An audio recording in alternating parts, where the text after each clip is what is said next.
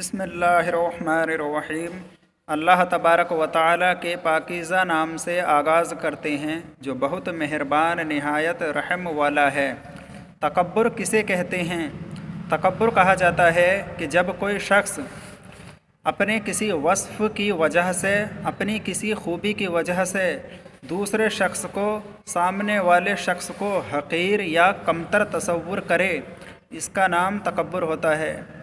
تو یہ تکبر کبھی تو حرام ہوتا ہے اور کبھی یہ کفر بھی ہوتا ہے، یعنی کبھی تکبر کرنا حرام ہے اور کبھی تکبر کرنے والا کافر ہو جاتا ہے، کفر ہے تکبر کرنا۔ تو ان کی کون کون سی صورتیں ہیں؟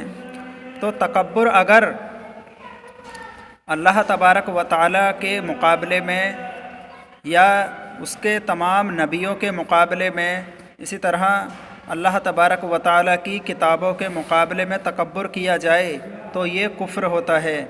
جیسا کہ شیطان نے نبی کے مقابلے میں، حضرت آدم علیہ السلام کے مقابلے میں تکبر کیا تھا تو یہ کفر ہے۔ تو اللہ تبارک و تعالیٰ کے مقابلے میں اور نبیوں کے مقابلے میں، اسی طرح اللہ تبارک و تعالیٰ کے کلام کے مقابلے میں کوئی تکبر کرے، یعنی کلام کے بارے میں اس طرح سے کوئی کہے کہ معاذ اللہ کہ میں مطلب قرآن کو فالو کروں، میں قرآن کے طریقے پر چلوں، میں نہیں مانتا، میں نہیں چلوں گا، معاذ اللہ اسے کمتر تصور کرے اللہ تبارک و تعالیٰ کی کتاب کو، تو یہ بھی تکبر ہے اور یہ تکبر کرنا کفر ہو جاتا ہے، انسان کافر ہو جائے گا۔ اور جو حرام ہوتا ہے تو وہ یہ کہ اللہ تبارک و تعالیٰ یا نبی یا اللہ تبارک و تعالیٰ کی کتابوں، ان کے بغیر جیسے کسی عام شخص کے مقابلے میں کوئی تکبر کرتا ہے تو یہ حرام ہے۔ جیسے مثال کے طور پر ایک کلاس میں جیسے اسٹوڈنٹس ہیں تو ایک اسٹوڈنٹ دوسرے اسٹوڈنٹ سے تکبر کرے، وہ دوسرے کو حقیر سمجھے، اپنے آپ کو افضل، اعلیٰ اور اپنے آپ کو جو ہے زیادہ اچھا سمجھے اور اسے کمتر سمجھے سامنے والے کو، تو یہ تکبر ہے، یہ حرام ہے۔